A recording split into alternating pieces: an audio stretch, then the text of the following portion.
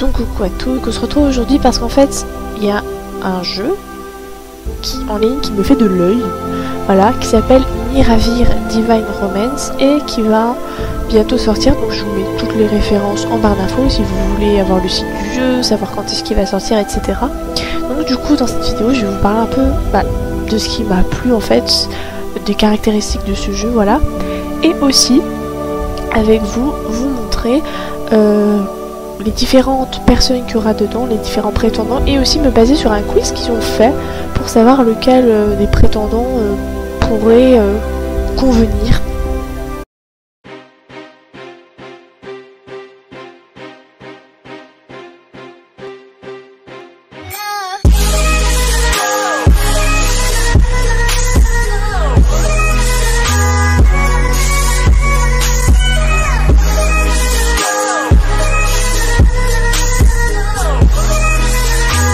Je mets un petit peu la musique de fond, qui est très classe, ça fait un petit peu un environnement fantastique, mystique, voilà.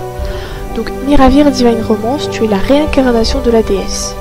Dans un monde à la beauté fragile, tu incarneras une héroïne qui se retrouvera malgré elle plongée au cœur d'une ancienne prophétie. Livrée à toi-même, sans repère ni refuge, tu découvriras quel lourd secret entoure ton existence et ce qui lie ce monde à toi. Tu goûteras l'amertume du doute, de la tristesse, mais aussi à la passion de l'amour. Parviendras-tu à vaincre tes peurs pour percer les ténèbres et révéler ta lumière? Épreuves initiatiques et romances haletantes sont ton programme pour ce nouveau jeu inspiré des visual novels et des otome games. Donc ça c'était pour ce qui est du résumé. Maintenant on va voir les caractéristiques du jeu, donc qui est un jeu en ligne, notamment avec de l'aventure, intrigue narrative riche, immersive, plongée au cœur du fantastique. On aura un avenir incertain puisqu'il nous faudra prendre des décisions pour laisser notre empreinte, passage sur le jeu, voilà.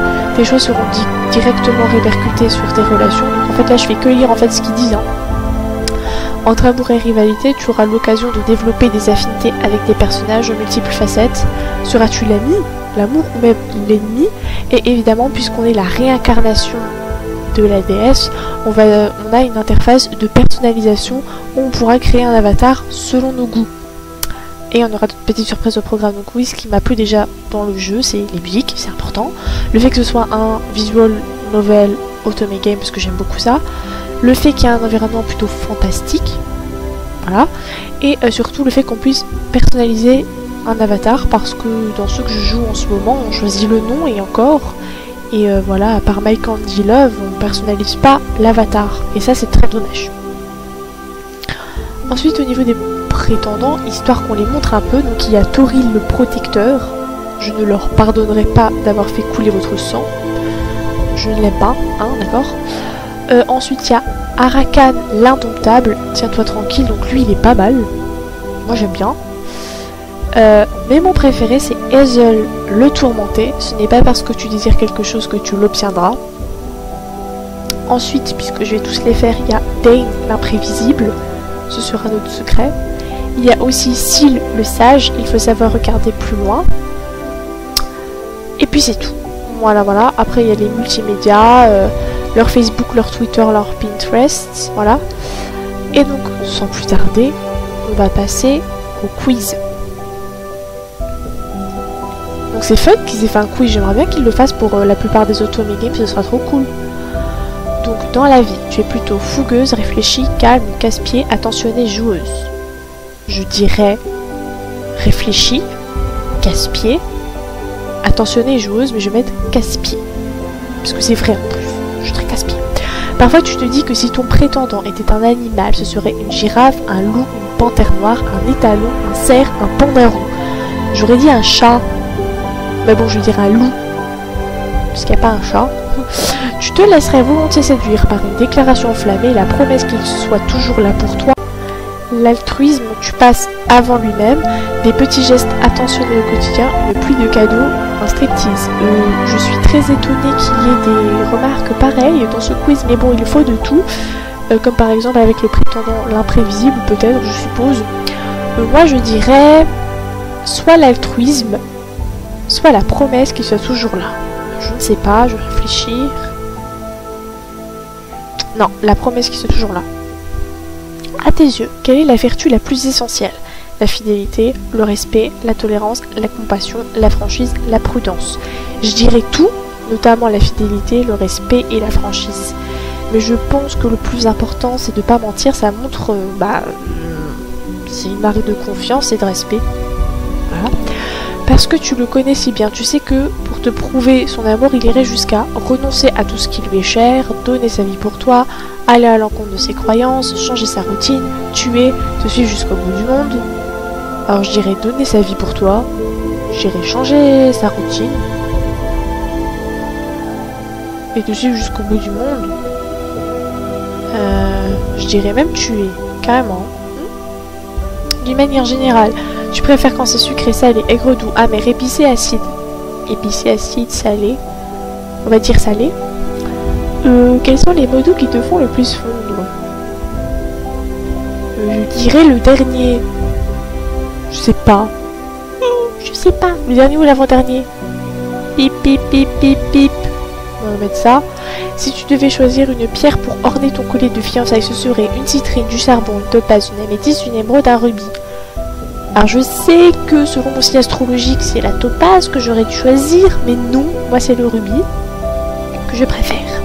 Alors que l'élu de ton cœur vient de croiser ton chemin, tu sens soudain une fragrance de parvenir. Si tu devais la décrire, tu dirais que c'est une odeur envoûtante, ambrée, une odeur sauvage évoquant les bois, la sève de pin, une odeur légère et subtile comme la brise matinale, une odeur fraîche et propre rappelant la menthe, rien de plus viril que l'odeur de sueur naturelle, ou une odeur piquante qui éveille la curiosité à l'intérieur.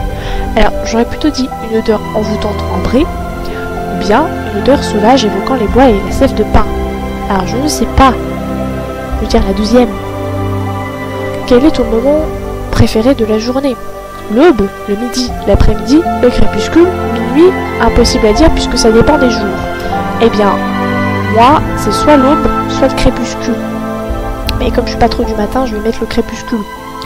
Par amour, tu fermerais les yeux sur un défaut lequel? Trop de poils, une haleine fétide, un tic nerveux, une manie incontrôlable, un vocabulaire limité, un look de paysan. Alors, laissez-moi donner mes avis sur chacune des propositions. Trop de poils. Moi je n'aime pas ça, mais ça regarde la personne. Si elle se sent bien avec, tant mieux. Une haleine fétide, là quand même, faudrait quand même faire un effort. Un tic nerveux, bah ça aussi ça peut changer, mais c'est vraiment pas grave. Une manie incontrôlable, pareil, je dirais même que c'est moins grave qu'un tic. Un vocabulaire limité, disons que ça passerait pas trop avec moi parce que après c'est pas si grave. Et un look de paysan, bah ça c'est la personne elle est comme elle est, donc on s'en fout. Donc je dirais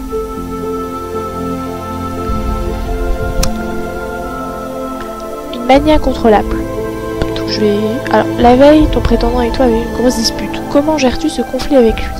Tu t'excuses la première, vous êtes deux fautifs dans l'histoire. Tu préfères bouder et ne comprends rien à rien. Tu ne pardonnes pas ce petit écart avec toi, pas de seconde chance. Tu es tellement sensible que tu te mets à pleurer à chaque fois. Tu l'ignores jusqu'à ce qu'il te fasse le premier pas vers toi. Tu fais comme si rien n'était. Les conflits, ça fait partie de la vie. Un de plus ou un de moins. Alors honnêtement, j'aurais dit la première. Sauf que la première, s'excuse en premier, non. Désolée. Sauf si c'est vraiment moi. J'aurais dit la troisième.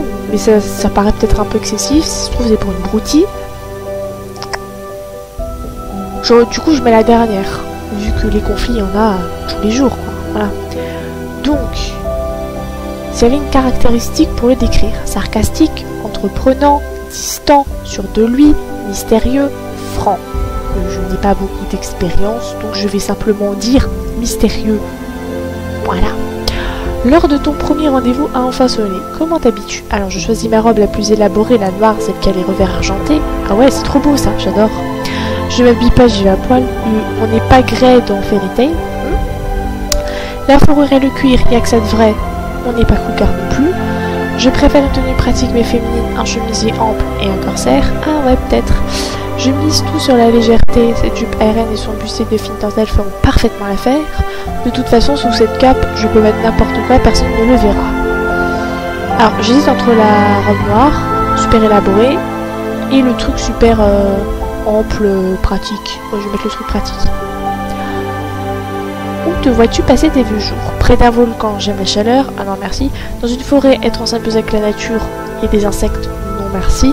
Au bord d'un lac, la tranquillité romantique. Dans une ville plus civilisée, mieux c'est.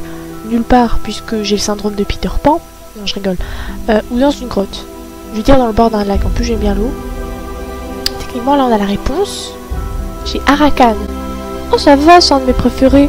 Eh ben c'est pas tout, mais c'est déjà la fin de cette vidéo. J'espère que vous aviez apprécié. Et aussi suivez-moi sur mes réseaux. La vidéo est dans la barre d'infos. Et au petit sur Amy.